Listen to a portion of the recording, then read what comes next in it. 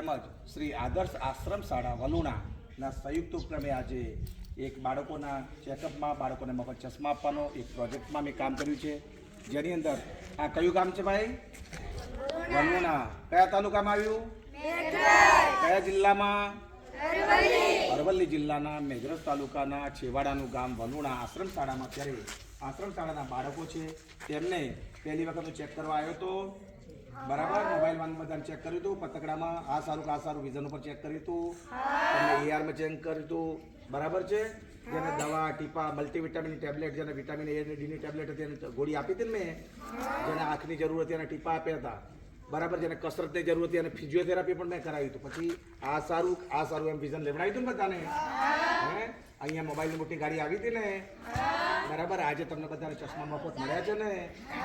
તમારે બધાને ભણવાનું છે, સારા ચશ્મા મળ્યા છે અને સારા ચશ્માથી સારું જોવાનું છે અને રેગ્યુલર ચશ્માનો ઉપયોગ કરવાનો છે.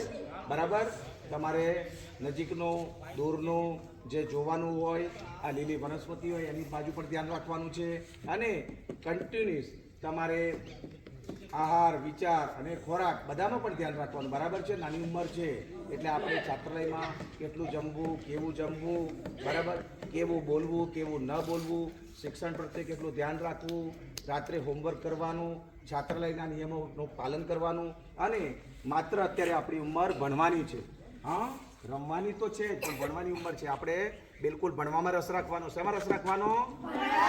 બરાબર, આપણા ગુરુગણ જે વાત કરે એટલું માનવાનું. બરાબર, અને ગુરુગણનું આજ્ઞાનું પાલન કરવાનું. છાત્રાલયનું આપણે બધા આગળ વધીએ અને આપણા દ્વારા એક સારા સમાજનું નિર્માણ થાય એના માટે આપણે ગુરુ વંદના કરી અને મારી વાતને વિરામ આપું છું.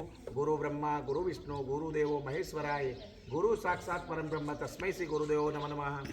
આપણે ગુરુજીને આપણે ભગવાન માનીશું તો ગુરુ હોય તો જ આપણે ગોવિંદ સુધી પહોંચી શકાય. બરાબર છે. જલારામ બાપા એક સંત પુરુષ હતા પણ એમને રામ નતા કહેતા, બાપા કહેતા હતા. બરાબર છે. તો રામ સુધી પહોંચવા માટે આપણે જલારામને યાદ કરીએ. રામ નામ મેં લઈને હે દેખત સબ મેં રામ, તાકે પદ વંદન કરું. જય જય શ્રી જલારામ અસ્તુ. જય જલારામ. તાલીઓથી વધાવી લઈએ આપણે. બહુ સરસ. હવે તમે છે ને આ જેટલા